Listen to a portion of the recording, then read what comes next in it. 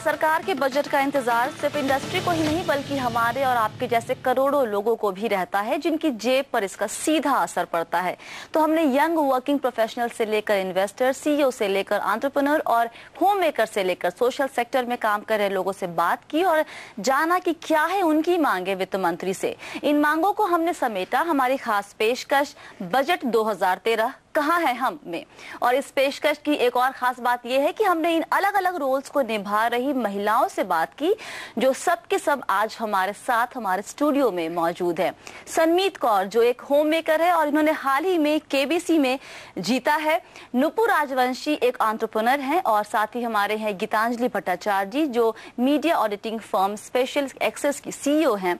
Education और social development sector में काम कर रही नेहा हिरनंदानी हम भी हमारे साथ जुड़ेंगी और साथ ही आईटी प्रोफेशनल नेहा गोयल भी अपनी मांगे लेकर हमारे साथ यहाँ पर मौजूद है।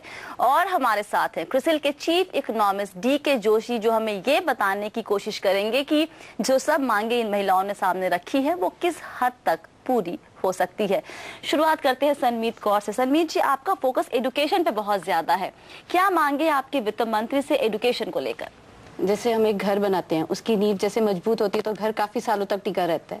तो ऐसे अगर हम एजुकेशन के ऊपर फोकस करें, अगर बच्चों को प्रॉपर शुरू से ही अच्छे स्कूल में अच्छी जगह पे एजुकेशन दी जाए तो मेरे ख्याल वो इंडिया के फ्यूचर को आगे बढ़ाकर लेकर जाएंगे, काफी अपनी कंट्री डेवलपिंग कंट्रीज में काफी उन्नति करेगी। बेसिकली सस्ती एजुकेशन की बात कर रहे हैं ताकि सभी को एजुकेशन मिले और वो जो बेस है वो स्ट्रांग हो। नुपुर, आपने भी कुछ ऐसी डिमांड रखी है वित्त मंत्री से, क्या चाहती हैं आप एजुकेशन सिस्टम में, क्या बदलाव करने की जरूरत है इस बार वित्त मंत्री? अकॉर्डिंग टू मी मैं चाहूंगी हमारे फाइनेंस मिनिस्टर से एक छोटी सी रिक्वेस्ट है कि प्राइवेट सेक्टर और public sector like there are certain private schools and public schools, so public schools में quality education लाई जाए और private sectors and public sectors को partner करना चाहिए एक दूसरे को, so that एक parity रहे, एक standardization रहे।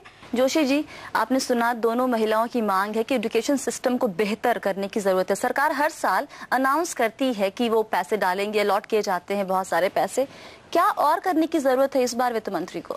देखिए, जो इन्होंने बात बिल्कुल सही की है कि एजुकेशन के मामले में अगर हम अपनी रैंकिंग देखें ग्लोबली तो बहुत नीचे है और खासकर प्राइमरी एजुकेशन की स्थिति बहुत खराब है। इन्होंने पार्टनरशिप की भी बात की पब्लिक और प्राइवेट में। एक्चुअली पब्लिक और प्राइवेट सब्स्टिट्यूट हो गए, लोग पब्लिक सेक्टर स्कूल में नहीं सरकारी स्कूलों में नहीं डालना चाहते और प्राइवेट स्कूल में ले जाते हैं।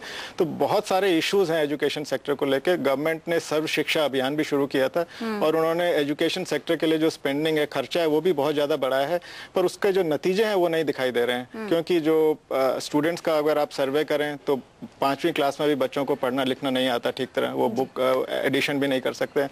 तो क्वालिटी ऑफ एजुकेशन एक बहुत बड़ा मुद्दा है, उसमें कई इश्यूज हैं। साथ में टीचर्स जो हैं वो एब्सेंट रहते हैं, 25% एब्सेंटिज्म है। हमारे साथ यहाँ पर नेहा हिरनंदानी भी जुड़ रही है जिनकी कुछ ऐसी ही मांगे हैं एजुकेशन को लेकर। नेहा, आपसे हम जानना चाहेंगे, क्या आप चाहती हैं वित्त मंत्री से क्या किया जाए एजुकेशन सेक्टर को इम्प्रूव करने के लिए?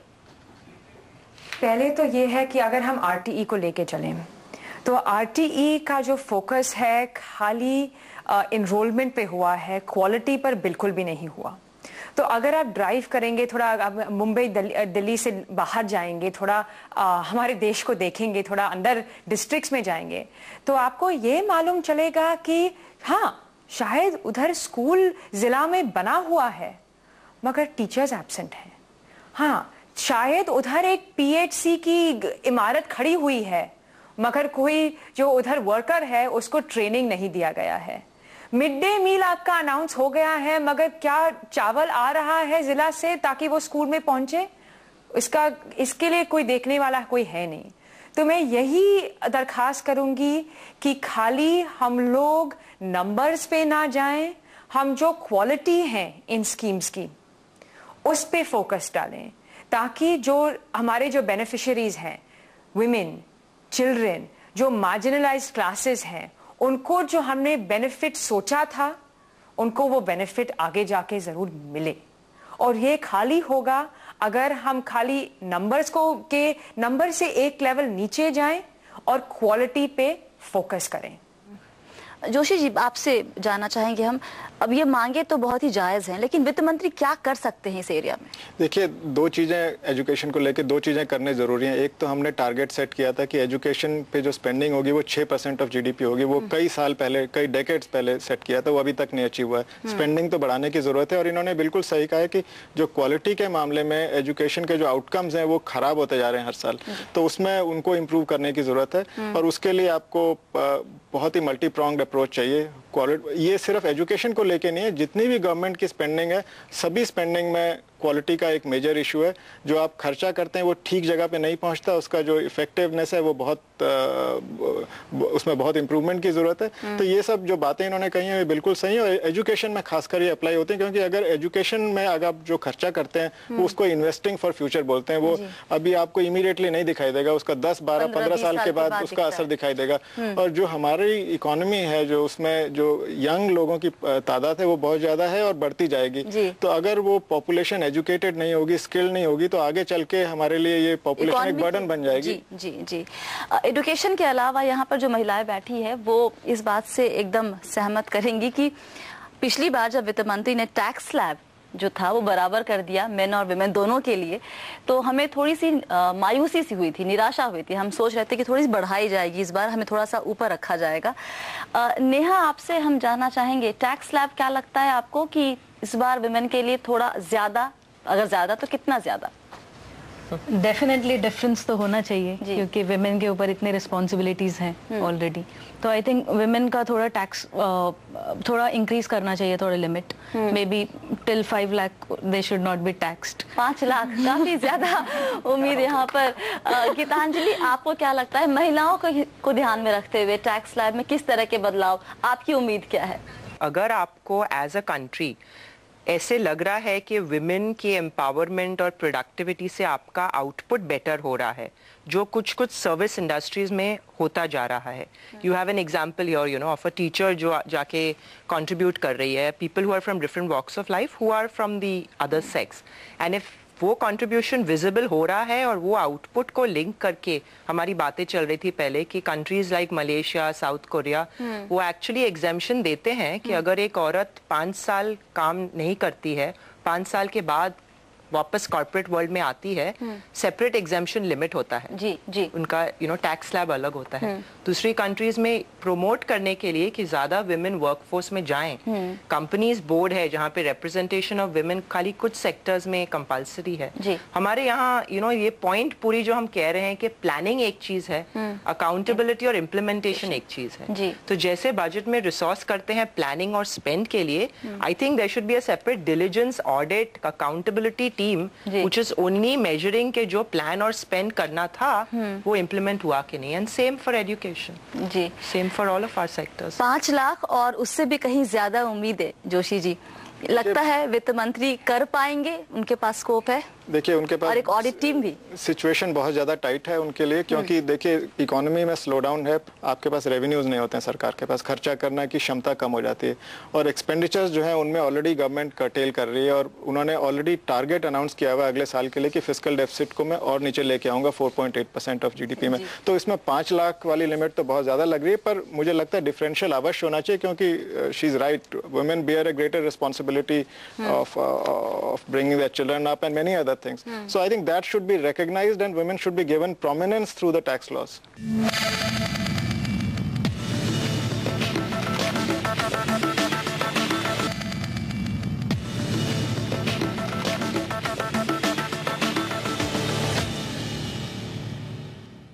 गीतांजलि, हम आपके पास ही दोबारा आएंगे। आप लोग की एंटरटेनमेंट इंडस्ट्री से जुड़ी हुई हैं, आपकी मांगे उस इंडस्ट्री को लेकर काफी ज्यादा हैं। क्या अगर आप 3 या 4 मांगे, क्या आपकी टॉप 4 मांगे हो सकती है वित्त मंत्री से इस बार? आई थिंक मीडिया इंडस्ट्री में जो सर्विस टैक्स का स्लैब है उसको एकदम निकाल देना चाहिए। जो सेंट्रल जीएसटी की बातें हो रही हैं वो सब इंडस्ट्रीज पे, particularly in media, we should look at not having a service tax at all. Secondly, set top boxes को लेकर ग्रोथ हमारे व्यूअरशिप का वहाँ से आया है। Media is a growing contributing sector of the economy, उसके लिए वो जो सेट टॉप बॉक्सेस की पूरी टैक्सेशन सिस्टम है, ड्यूटीज़ हैं, उनको रिवाइज करना चाहिए। एंड मैंने ये भी बात की है सिंगल स्क्रीन और मल्टी स्क्रीन की जो डिफरेंसेस हैं मल्टीप्लेक्सेस में, वो कंसेशनरीज उनके चेंज होने चाहिए। उससे काफ़ी बहुत जो रेवेन्यू पैटर्न है उसमें बदलाव आएगा। इस पे सर्विस टैक्स पे बहुत लोग बोल रहे हैं कि उसे कम्प्लीटली हटा देना चाहिए या फिर एक रखिए, आप एक स्टैंडर्ड फॉर्म में रखिए इसे। इस बार पॉसिबल है, जीएसटी की हम बात जरूर कर रहे हैं, लेकिन क्या इस बार बजट में वित्त मंत्री कुछ कर पाएंगे? देखिए, जीएसटी लागू होगा तो फिर जो टैक्स रेट्स हैं वो एक तरह कन्वर्ज करेंगे। एक रेट तो सबके लिए मुश्किल है, पर एटलीस्ट कन्वर्जेंस होनी चाहिए, ज्यादा डिफरेंशियल नहीं होना चाहिए। और जहां तक सर्विसेज का सवाल है, मुझे लगता है कि इस साल तो कुछ और सर्विसेज पे टैक्स लगाएंगे वो, क्योंकि गवर्नमेंट की रेवेन्यू पोजीशन खराब है और सर्विसेज एक fastest growing component of GDP है। पिछले कुछ सालों से 10-11% पे सर्विस सेक्टर ग्रो कर रहा है और वो 60% ऑफ द इकोनॉमी है। तो इसलिए वो कुछ और सर्विसेज को इसमें लेके आएंगे। सर्विस टैक्स में छूट देने की तो मुझे नहीं लग रहा कि इस साल वो कर पाएंगे। छोड़ के मैन्युफैक्चरिंग में जाना पड़ेगा हमें। नुपुर, आपसे हम जानना चाहेंगे, आप क्योंकि एक एंटरप्रेन्योर हैं, आप ये कह रही थी कि जो एसएमईज है उनके लिए थोड़ा माहौल अच्छा बनाने की ज़रूरत है, उनके लिए फंड रेजिंग से लेकर बाकी चीज़ें जो उनको दिक्कतें हो रही हैं, उस फ्रंट पर वित्त मंत्री को कुछ करना चाहिए क्या? नंबर वन, एक तो single window should be there for licensing and permissions, number one. Number two, suppose एक एंटरप्रेन्योर है, सो उसके लिए एटलीस्ट 5 करोड़ के टर्नओवर तक it should be tax free. It should be tax free. So that women entrepreneurs. Yeah, women entrepreneurs, any entrepreneurs, so that they can just concentrate in marketing. They can concentrate in developing their concepts. They can do lots and lots in research and development. Number 3. I would suggest कि manufacturing and ancillary units के लिए special benefits होने चाहिए। सबसे interesting है इसमें 5 करोड़ के turnover पर कोई टैक्स नहीं। जोशी जी, मैं कहूँगा कि इसके अलावा और चीज़ों पे ज़्यादा जरूर ध्यान देने की आवश्यकता है, जैसे कि आपको फंड रेजिंग सबसे ज़्यादा इम्पोर्टेंट है। एसएमई सेक्टर को महंगे दरों पे ब्याज मिलता है और मुश्किल से मिलता है, और खासकर जिनकी क्रेडिट हिस्ट्री नहीं होती उनके लिए और भी ज़्यादा मुश्किल होता है। तो इसके लिए बजट एक रिस्क फंड बना सकता है जिससे इस तरह के एंटरप्रेन्योर्स की हेल्प की जा सके। दूसरी चीज और जिसकी जो बहुत आवश्यक है स्मॉल एंड मीडियम एंटरप्राइजेस के लिए, वो इंफ्रास्ट्रक्चर। हाँ, वो उसकी मार सबसे ज्यादा इनको पड़ती है। तो इसलिए अगर इंफ्रास्ट्रक्चर फैसिलिटीज इंप्रूव की जाएं, ये पूरे इकोनॉमी और मैन्युफैक्चरिंग सेक्टर के लिए, पर एसएमईज के लिए खासकर ये बहुत क्रिटिकल है। तो ये अगर ये दो चीजें की जाएं, टैक्स कंसेशन तो मुझे पता नहीं कितना दे पाएंगे, पर अगर क्रेडिट अवेलेबिलिटी का जो कंस्ट्रेंट है इसको ईज कर दिया जाए और उनको बेटर इंफ्रास्ट्रक्चर दिया जाए, तो मुझे लगता है एसएमई सेक्टर के लिए एक ऑटोमेटिक किक स्टार्ट मिल जाएगा और वो एक सेल्फ प्रोपल्शन मोड में आ जाएगा अगर ये दो चीजों को एड्रेस कर दिया जाए। एक और जो जहां पर हम देखते हैं वित्त मंत्री को पूरे बजट में फोकस करते हैं वो हर साल, वो है सोशल सेक्टर स्कीम।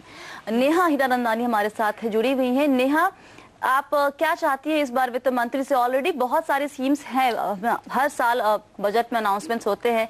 क्या आप ये सोचती हैं कि इस बार नए स्कीम्स अनाउंस ना किए जाए, बल्कि जो है बाजार में पहले से उन्होंने अनाउंस किए हुए उसके ऊपर काम किया जाए, उस पर फोकस किया जाए? जहां पे स्कीम्स नेसेसरी हैं अनाउंस कीजिए, जरूर कीजिए, मगर जो आपने 3000 से ज्यादा social sector schemes already announce कर चुके हैं पिछले सालों में, उन पे फोकस भी कीजिए। क्योंकि अगर वो फोकस वो फोकस हम छोड़ देंगे, भूल जाएंगे, तो जो रोल ऑन इफेक्ट है, जो रोल ऑन बेनिफिट है, वो बिल्कुल नहीं मिलेगा। इस बार भी मान के चल सकते हैं कि फिर कुछ और नई स्कीम्स की अनाउंसमेंट हो जाएगी। वित्त मंत्री वहां क्या कर सकते हैं? ना करे अनाउंसमेंट, जो पुरानी है उसको पहले इम्प्लीमेंट करे अच्छे से, बढ़िया से, फिर कुछ नई स्कीम के बारे में सोचे। देखिए, पहले तो मैं इसको कॉन्टेक्स्ट में, let me put it in context. जो सोशल सेक्टर स्कीम्स हैं या जो वेलफेयर स्कीम्स हैं, ये इसलिए आवश्यक है क्योंकि जो हमारे देश में जो गैप है बिटवीन रिच एंड पुअर, ये बढ़ता जा रहा है, इसमें कोई शक नहीं है। और जो नीचे वाले तबके के जो काफी सारे लोग हैं, वो इस सक्षम नहीं है कि वो इस ग्रोथ प्रोसेस में पार्टिसिपेट कर सकें। तो उनको चाहे हेल्थ हो, चाहे उनके लिए एजुकेशन हो, उनको वेलफेयर स्कीम्स की जरूरत है। दूसरी बात ये आती है कि क्या आप उनको उन तक ये पहुंचा पा रहे हैं कि नहीं पूरी तरह। और पता है कि करप्शन, लीकेजेस, ये सब चीज़ें हमारी सोसाइटी में बहुत ज़्यादा हैं, जिनके कारण ये जो स्कीम्स हैं इनकी जो इफेक्टिवनेस है ये ब्लंट हो जा रही है। ये नोन है। तो जो ओवरऑल मुद्दा ये है कि आप इकोनॉमी में लोगों को सक्षम कैसे बनाना चाहते हैं ग्रोथ प्रोसेस में पार्टिसिपेट करने के लिए। अभी आप इमीडिएटली तो उनको सेफ्टी नेट देने की जरूरत आवश्यक है, पर अगर जब तक आप उनको एजुकेशन, हेल्थ, इन चीज़ों में ध्यान नहीं देंगे तब, या उनको वोकेशनल ट्रेनिंग नहीं देंगे, वो ग्रोथ प्रोसेस में पार्टिसिपेट नहीं कर पाएंगे। अभी सरकार क्या कर रही है कि एम्प्लॉयमेंट गारंटी वगैरह के थ्रू स्टॉप गैप अरेंजमेंट कर रही है, ये सस्टेनेबल नहीं है। तो इवेंचुअली एक होलिस्टिक प्रोग्राम चाहिए जिसमें हेल्थ, एजुकेशन, इन सब चीज़ों पर ध्यान दिया जाए और उनको सेफ्टी नेट भी दिया जाए। गरीबों को जरूर आवश्यक है, पर ये जरूरी है कि उन तक वो सेफ्टी नेट की इफेक्ट उन तक पहुंच पाए, वो उसका फायदा उठा पाए।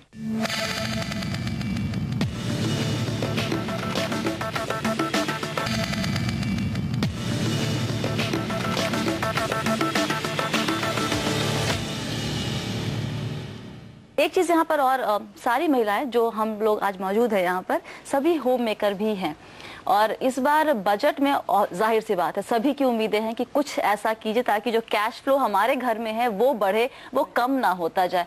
सनमीत जी, आपसे हम क्विकली जानना चाहेंगे, एज अ होम मेकर आपकी क्या डिमांड है?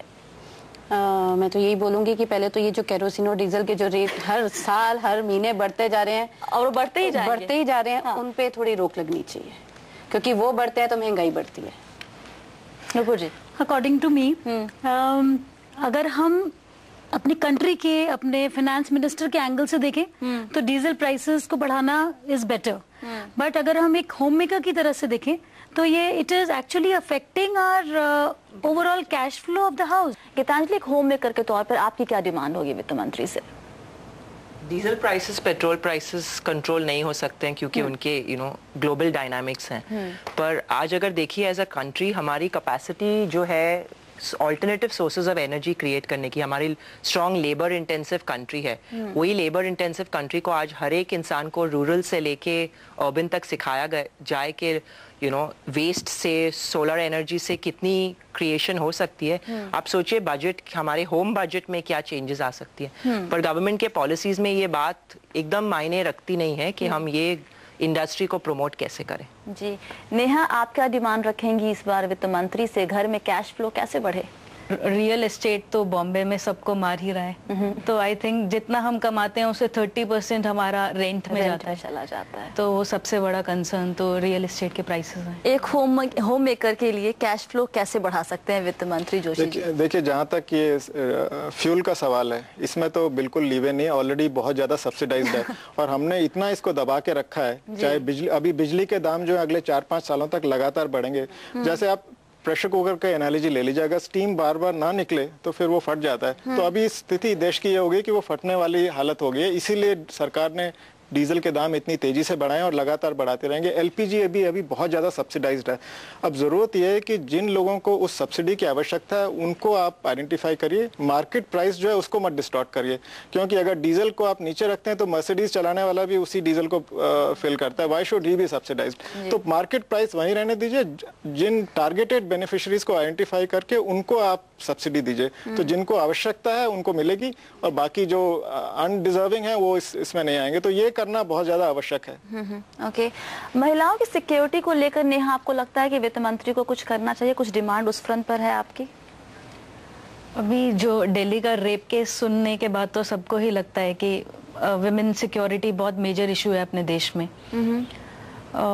एक अलग से फंड क्रिएट किए जाने की क्या आवश्यकता है गीतांजलि? आई वॉज रीडिंग और मुझे ये पता पड़ा कि लास्ट ईयर कुछ 20 करोड़ द गवर्नमेंट का था जो उनको रेप विक्टिम्स के रिहेबिलिटेशन एंड प्रोटेक्शन के लिए था, एंड वो फंड आज तक यूटिलाइज नहीं हुआ है कम्प्लीटली। अगर आज, एंड मैं जो सुन रही हूँ बातें, सबसे वही हो रहा है। It is not that we don't, हमारे पास रिसोर्सेस कम है, पर जो इम्प्लीमेंटेशन हो रही है और जो विजिलेंस और डिलीजेंस है कि कैसे हो रही है और कहाँ हो रही है, वहाँ पे इशू है।